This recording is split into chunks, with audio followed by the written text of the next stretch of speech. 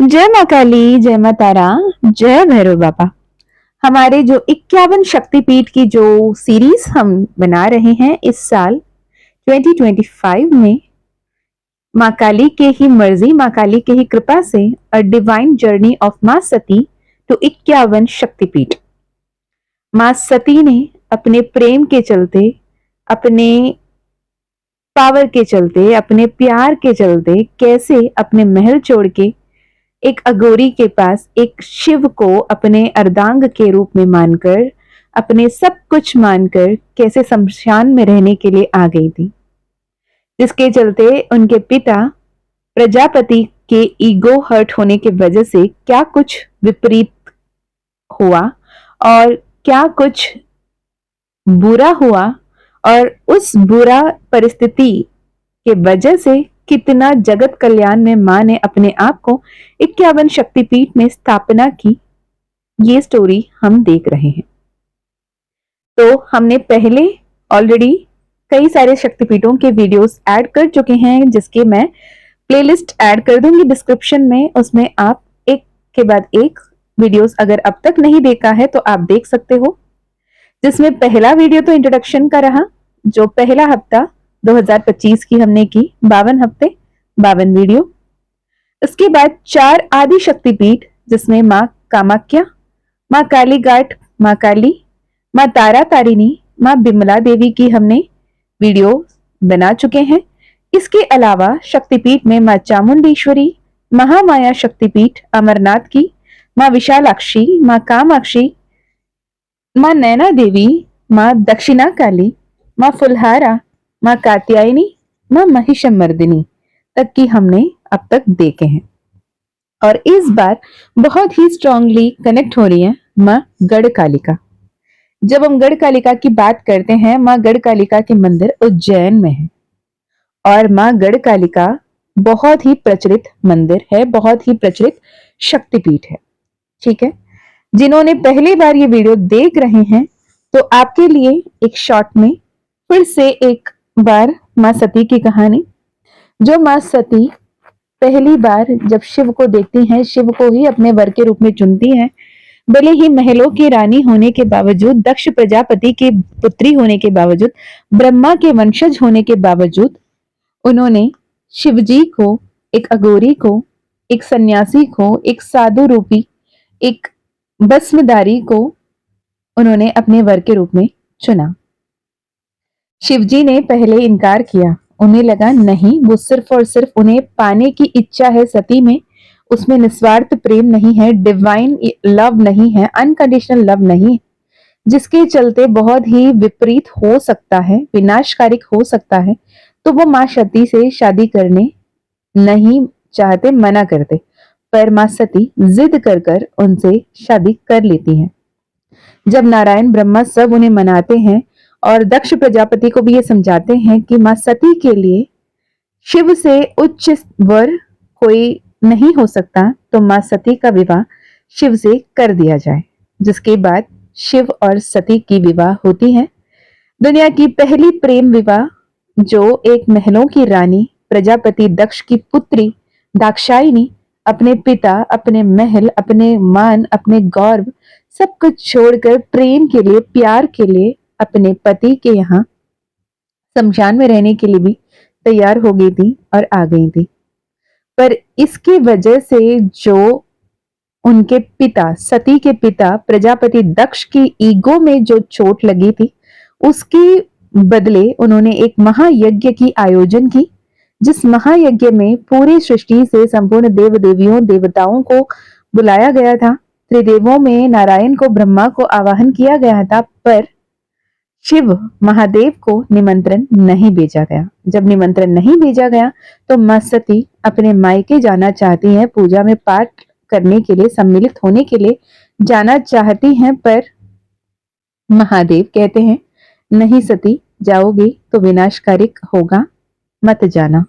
जब वो कहते हैं मत जाना तो माँ बहुत ज्यादा उग्र हो जाती हैं, क्रोधित हो जाती हैं और कहती हैं कि एक बार शादी होने के वजह से, विवाह के पश्चात हर एक जगह एक स्त्री को अपने पति के ही अनुमति की इंतजार क्यों करना पड़ता है। उठने बैठने के लिए, कहीं जाने के लिए, कहीं आने के लिए पति की अनुमति की जरूरत क्यों है? जब पति और पत्नी अर्धांग है, अर्धनारीश्वर रूप में हैं, एक दूसरे के बराबर हैं, तो उनको अपने हिसाब से जो भी निर्णय लेना है उसकी अनुमति क्यों नहीं है? इस क्रोध में आकर जब बातें बिगड़ती हैं तो पहली बार माँ अपने आप को 10 महाविद्याओं के रूप में शिव के सामने स्थापित कर देती हैं, अवतरित कर लेती हैं। तब शिव जी समझते हैं नहीं, अगर अभी और बातें की जाएं तो बात और विनाशकारी होगा, तो मौन धारण करके चले जाते हैं, कहते हुए कि सती, अगर तुम चाहोगी, जाना चाहोगी, जाओगी तो तुम आओगी नहीं। अब माँ इसे भी बुरा मान लेती हैं। माँ को ऐसे लगता है कि वो उन्हें धमका रहे हैं और वो गुस्से में चली जाती हैं।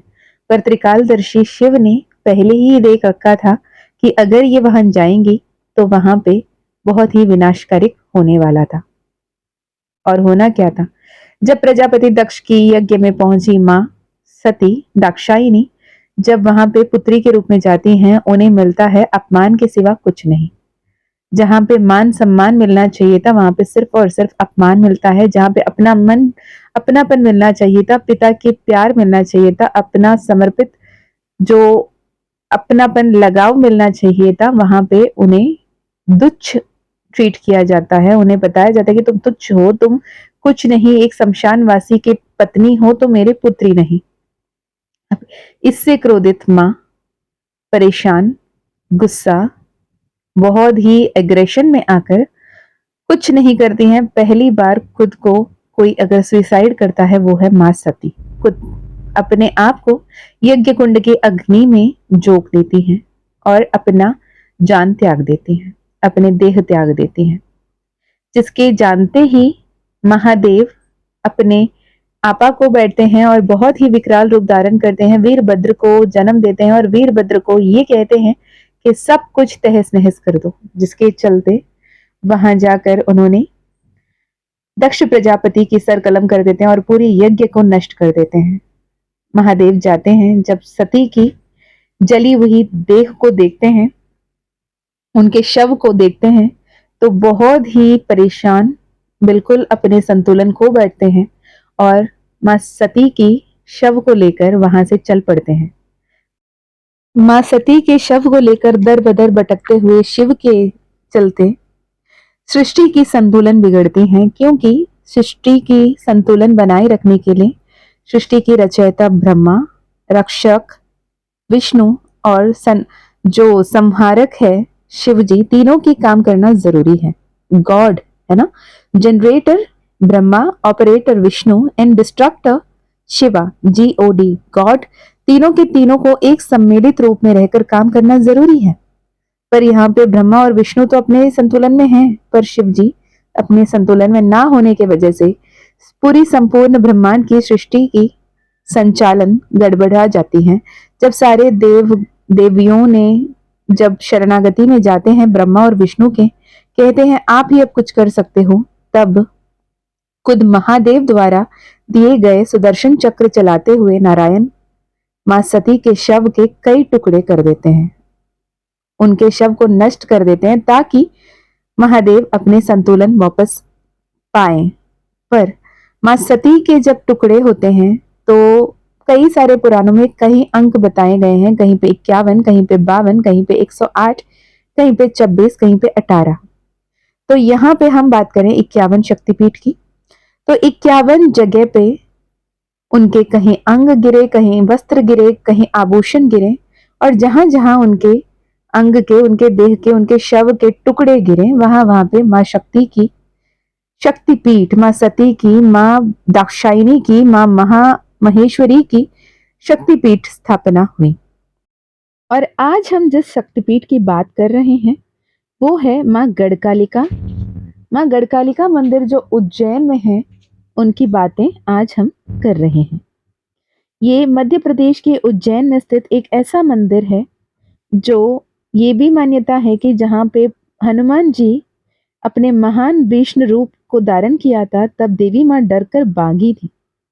माँ गढ़कालिका के मंदिर में माँ सती के ऊपरी ओंठ जो है ना, अपर लिप गिरे थे, और ये गिरने की वजह से माँ बहुत ही प्रसिद्ध दुर्गा के रूप में यहाँ पे स्थित हैं और यहाँ पे बहुत सारे तंत्र साधना भी किए जाते हैं और यहाँ पे बड़े नवरात्रि, छोटे नवरात्रि में कई तरीके के पूजा प्रार्थना की जाती हैं, ठीक है? और यहाँ पे बहुत सारे रहस्य भी छुपी हुई बताए जाता है और कहा तो ये भी जाता है कि यहाँ पे ही महाकवि कालिदास ने, जब बिल्कुल उन्हें कुछ पता ही नहीं था, पर जब माँ गढ़कालिका की उन्होंने पूजा की, उन्होंने सीधे-सीधे संस्कृत में श्लोक्स लिखना, उन्होंने कविता लिखना शुरू कर दिए थे। उनको ज्ञान की प्राप्ति इस मंदिर के पूजा के बाद की गई थी, जो मध्य प्रदेश के उज्जैन के कालीघाट में स्थित कालिका माता के प्राचीन मंदिर को गढ़कालिका के नाम से, जिसके बारे में हम आज बात कर रहे हैं। देवियों में कालिका को सबसे महत्वपूर्ण मानते हैं। गढ़कालिका के मंदिर में मां कालिका के दर्शन के लिए रोज हजारों भक्त की भीड़ जुटती है। तांत्रिकों की देवी कालिका के इस चमत्कारी मंदिर में प्राचीनता के विशेष बहुत सारे विषय में कई सारे ऐसे रहस्य हैं जो कोई नहीं जानता।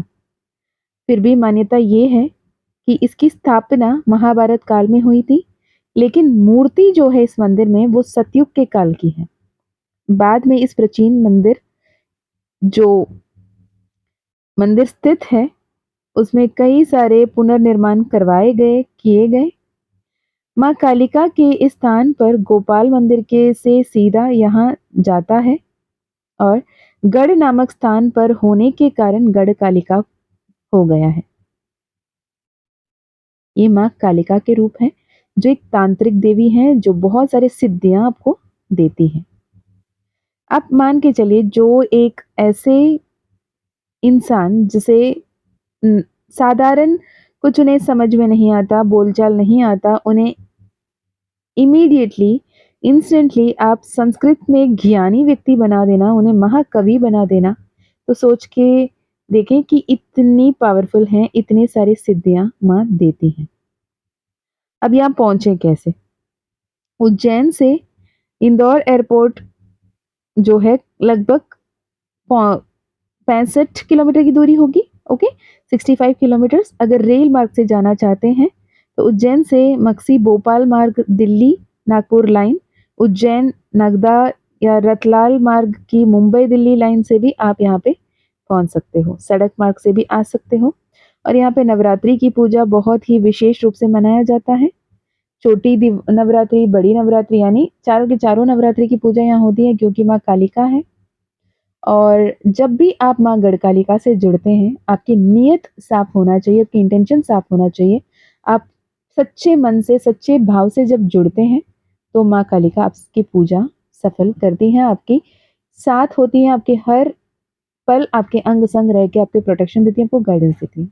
और एक और विशेष बात यहाँ पे है, यहाँ पे जो पुजारी हैं, वो पुजारी नहीं, पुजारिन है, एक महिला है जो इनकी पूजा आराधना अर्चना सब करती हैं। और ये एक अलग विशेषता है कि माँ कालिका के मंदिर में एक स्त्री महिला पुजारन है और इनके पूजा आराधना करने के तरीके इतने बहुत ज़्यादा प्रचलित हैं और इनके पास कई सारी सिद्धियां हैं, ये भी मानी जाती हैं।